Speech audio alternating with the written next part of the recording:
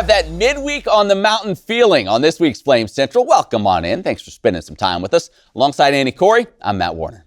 We'll get to a top 10 field hockey battle in just a few moments, but first, Liberty football was hoping for their second straight midweek win. Yeah, New Mexico State, they made that short jaunt from Las Cruces to Lynchburg. Each of these teams coming into the game 1-1 in CUSA play. So this game could be a real tipping point in the season.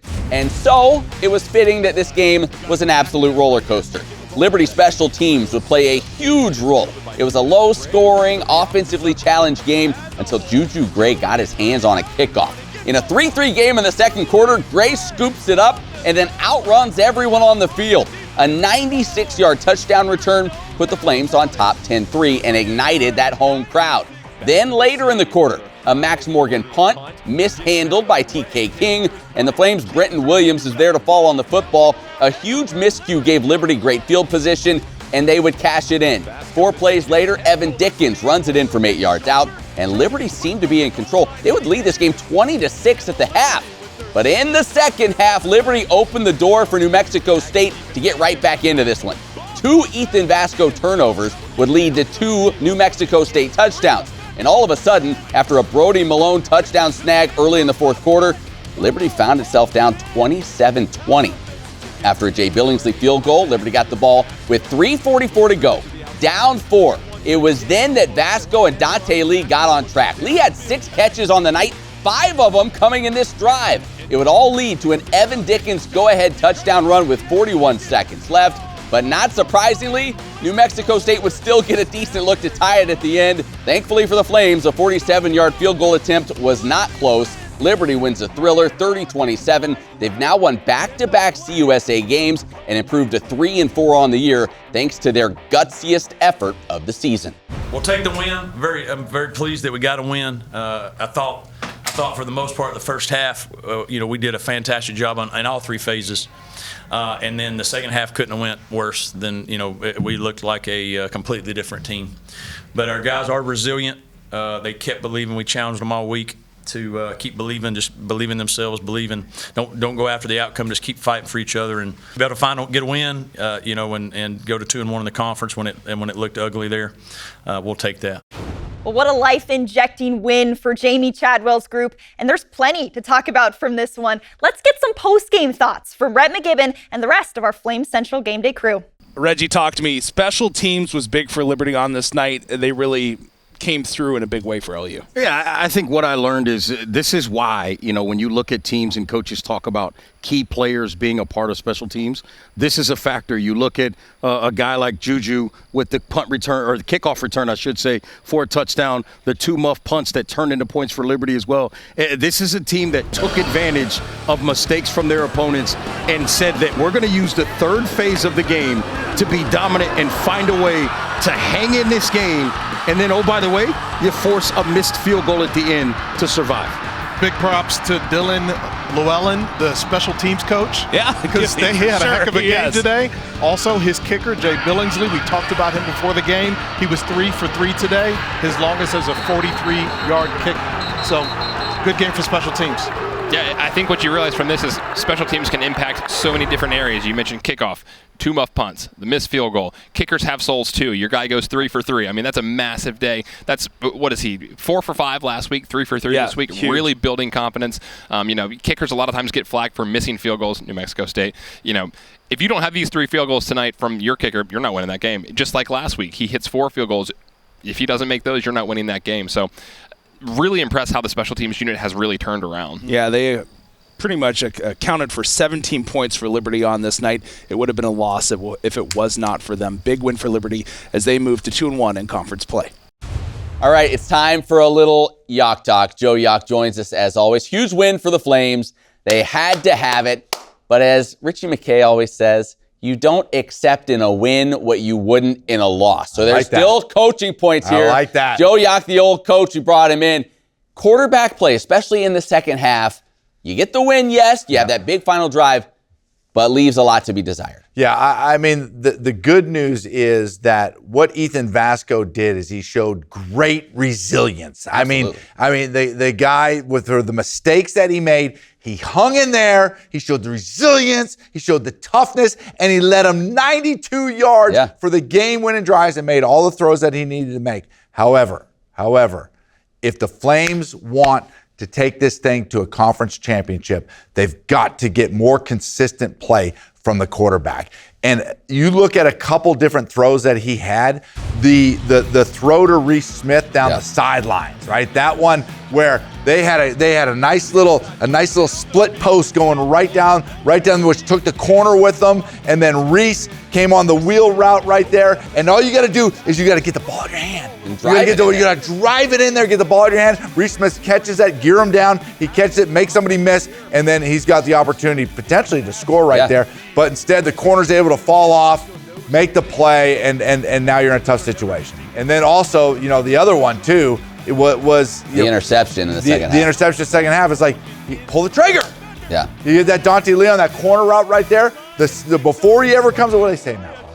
The ball was out of his hand before he ever came open. Right? Before he comes out with his break, you got bam, ball's out of his hand, and then you drive that ball in there. If Ethan Vasco, who shows that he's capable of making a lot of these throws, can first and foremost pull the trigger, make the throws, the Flames have a chance to go a long way because of his resiliency and his toughness. Yeah, and as a quarterback, you definitely want to see improvement there. And he's a veteran. You hope that he will improve in that area.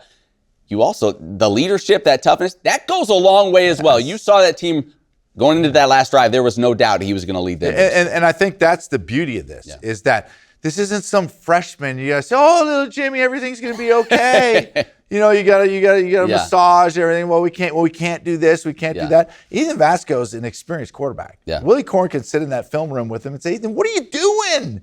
Like, let's go." He wants to be coached hard. He wants to be coached hard, and he knows that he's capable of doing it. And so you can't say, "Okay, we're not gonna make him do these throws." No, make the throws.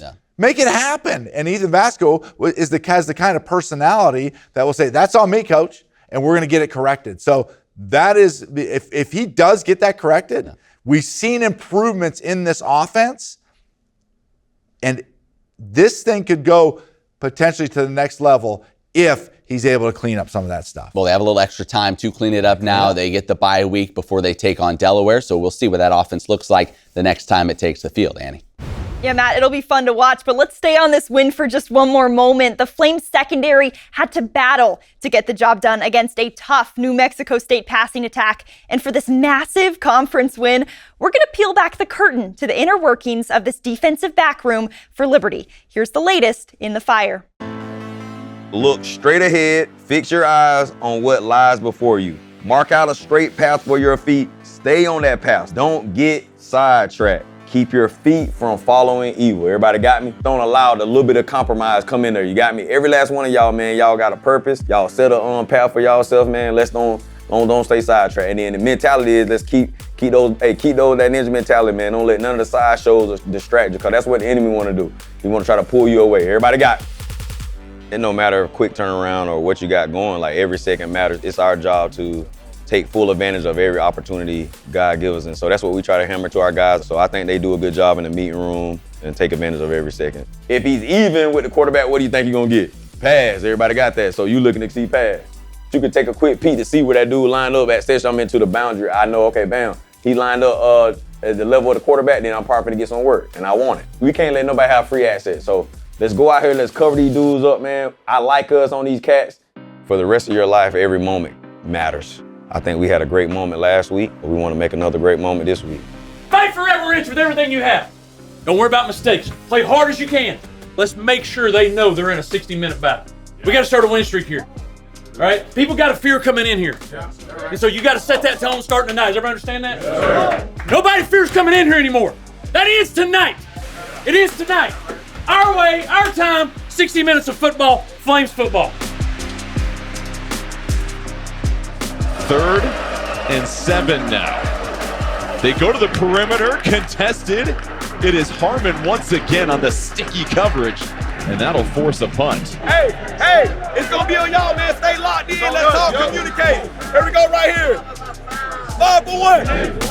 Comes the kickoff. Low helicopter spin. It'll bounce to the 10. And recovered by Juju Gray at the 5. Goes between the hash marks to the 10, 15, 20, 25, 30. Outside 40 to midfield. They chase him at the 40, to the 30, to the 20, to the 10. They can't catch him. Light him up. Touchdown, Liberty.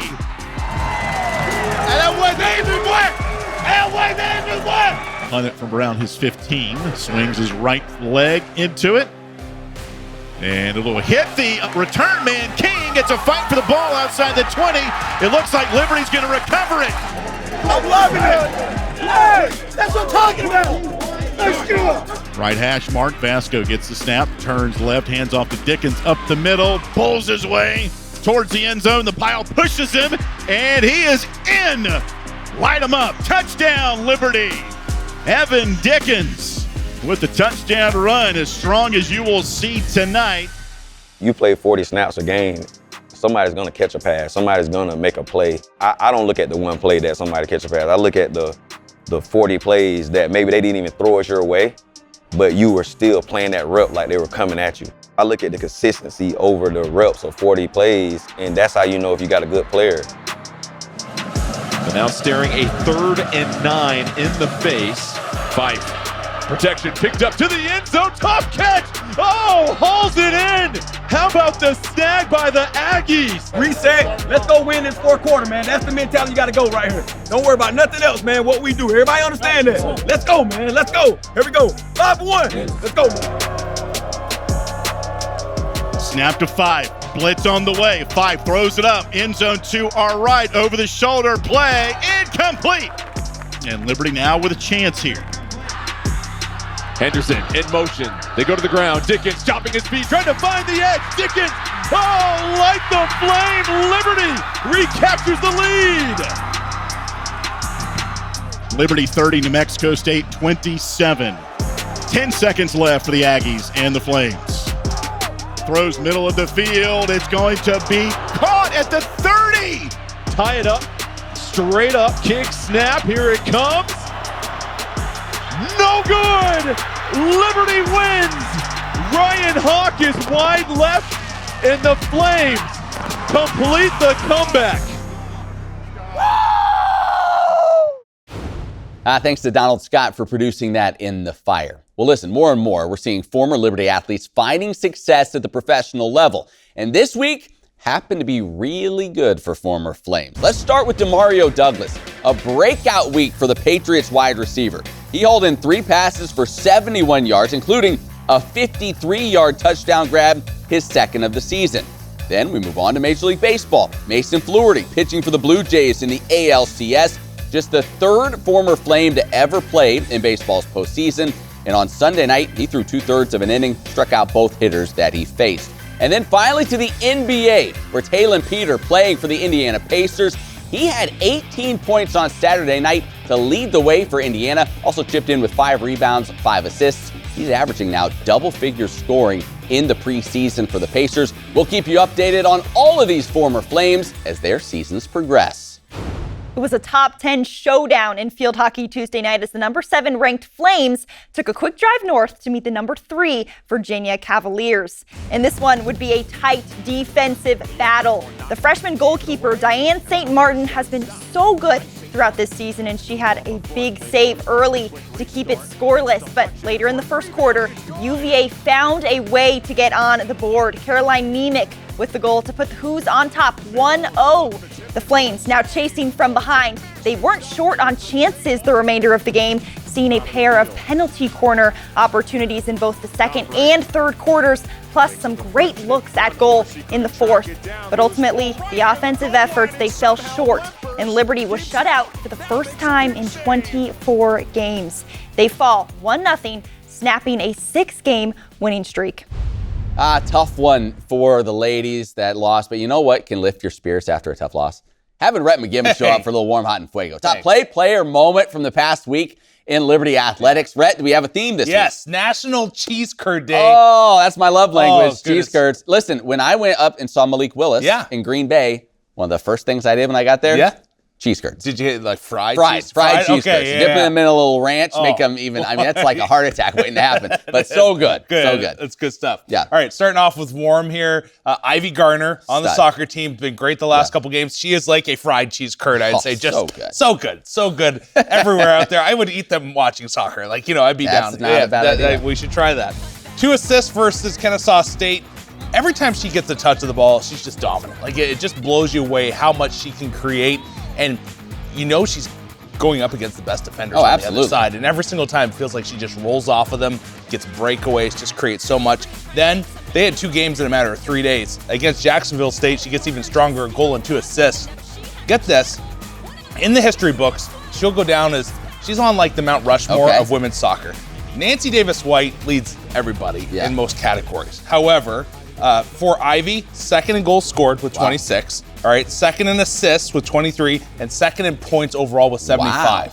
So she should be a Hall of Famer here in time, but only second in Nancy I know Davis-White. nothing about the landscape of Conference USA women's soccer, but she's got to be a Player of the Year candidate. Oh, right? she Like, will she's got to be right there. Yeah, she absolutely. leads the conference in goals. All right, good. All right, from warm now, we go to hot. All right, you can put cheese curds on a burger. And I've never thought about doing that, but I'm like, why haven't I thought of doing that? Right? That'll be something. What have I been doing with my life? I definitely will do in the future. You get the melty action going on, right? Yeah. Juju Gray, that play he had, the kickoff return. Yes. Oh my goodness, that is like melted cheese on a burger right there. It's like an extra bonus. Yeah, it is. 96 yards. I love the fact that he gets it off the bounce. Everybody, it's one of those moments where you're kind of like, oh no. It's chaotic there. Yeah, exactly. Like what? He's gonna get tackled inside the 10. This is not good.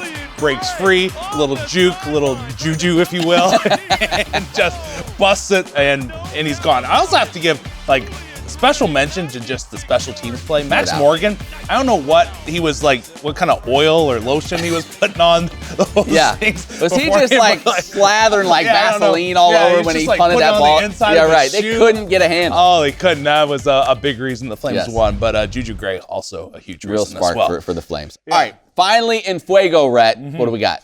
Well, poutine, poutine, how much I love poutine. And for those of you that don't know what it is, you need to try it. Get the cheese curds, hot fries, hot gravy. Pour it all on there.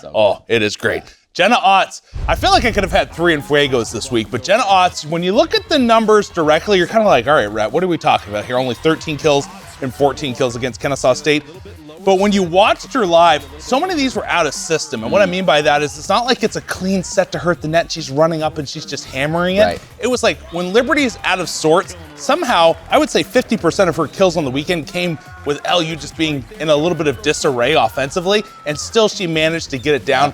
Huge reason they won the first game and a big reason why they were in it, even though they lost in 5 sets in the second one. Jenna Otts is a real consistent performer, and she's just a junior. She's going to have a great senior year next year as this team continues to grow, but she's a big reason why they've been so successful this season. Yeah, she's been great, and so many of these young players on that squad, you feel like are going to continue to get better, even by the end of the year. We'll see how much they're able to improve before we finish this one out. Rhett, we need some cheese curds. Squeaky cheese curds. That's the key, too. People don't know about that. When they're fresh, they squeak. See, you learn something new every day. Annie, we'll send it back over to you. Well, guys, it's not quite college baseball season yet, but this summer, the Flames baseball program did something that will far outweigh what can ever be achieved on the diamond. They not only shared their faith with others, but actively lived it out. Let's take a look.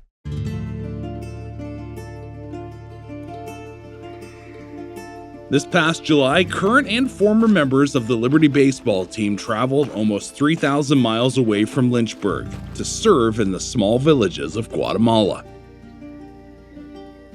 It all started with a Bible study that we had, inspired by the Holy Spirit. Like, go therefore and tell the good news. And we prayed and we prayed and we got in touch with people, and then no hesitation at all. Like, guys were like, yeah, man, I'd go. We partnered with My Father's House. They're a nonprofit ministry established in Guatemala. They supply education, health, food, and water. Their ministry reminds me of the Lord, just how moved by compassion, meeting the needs of others.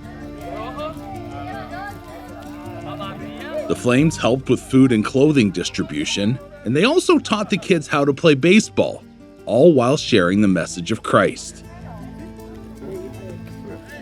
We served, man. We served all of our hearts. We go there to teach them, like we're teaching the game of baseball. We play basketball there. We fed them, we did a meal with them, we played games with them, and then shared the gospel, got to share a story again.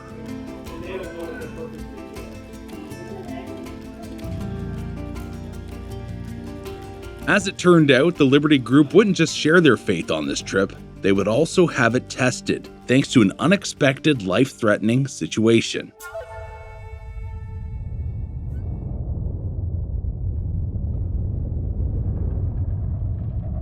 Our first day here, we had multiple earthquakes that hit us.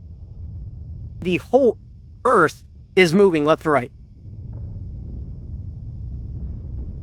Things get real when the ground starts shaking and you realize, man, something could happen. I could lose my life right here. Was violent. The whole stadium, the bleachers were moving. Stay away from the structure. Get up. No, get away from the structure. There's cracks. The whole earth, you could see it. It was a huge crack all the way down. I mean, it was like a movie. And you look at it, it's this huge crack all the way down through. And we get up and we're kind of panicking a little bit. We got together and said a quick prayer. Dear Lord, dear Father, we worship you, Lord, because we know that you have control over our lives. I have never seen anything like this. So we're up on top of the hill. We have to go down the street to get out of here. Down the street, there's walls collapsing. There's like faucets spraying out everywhere. We had to pick up the wall so we could clear a way to get out of the street. Once we got it cleared up, we drove right on out of there. Mudslides all around. Like there's mudslides going on. We get back to the missions house and for the rest of the night, I think there was over 50 something aftershocks while you're sleeping. Whole place is moving. It woke us all up all night. So it was a very chaotic day. I've never had my life be in danger like that. And yeah, I'll take that with me the rest of my life. You know, true faith in the Lord. You know, we've been tested.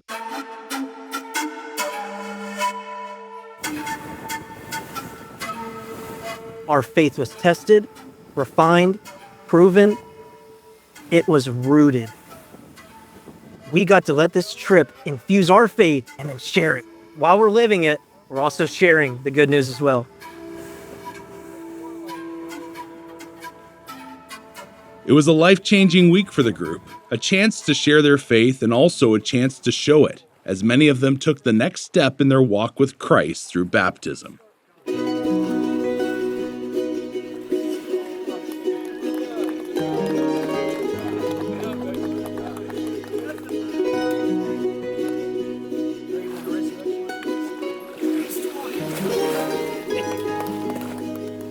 I knew we had the opportunity to get baptized and taking that extra leap, you know, just fully in for Jesus. And I think he really tugged on my heart last couple of days being here in Guatemala that, you know, this was something that I needed to do. Alongside my brothers, I needed to make the public demonstration of my faith in Jesus. And that was a big step for me. And I think the Lord really put that on my heart. And it was a beautiful moment, you know. The Spirit of the Lord was there with us. You know what resurrection it is?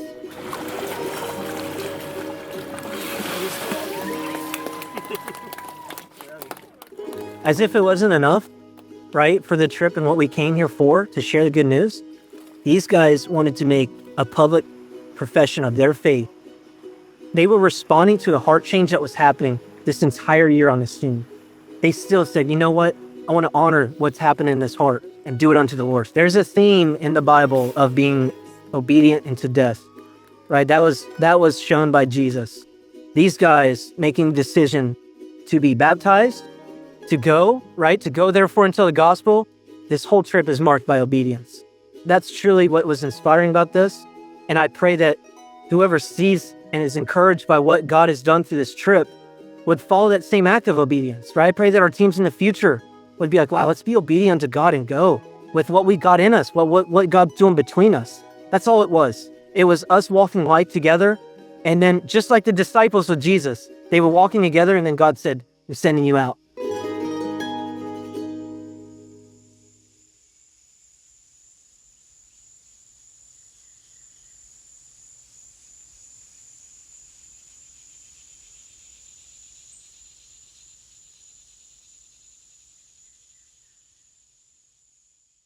Well, thanks so much to Helmut Montoya for that incredible story. But guys, now it's time for a Flames fantasy update. If you've been watching the last 2 weeks, you might have noticed that Matt's team has cut into Joe Yak's lead dramatically. Yeah, I don't want to make too much of it, but some people are saying this comeback has captured the nation's attention. It's the feel-good story of the fall, but would it continue this week as the Flames face New Mexico State?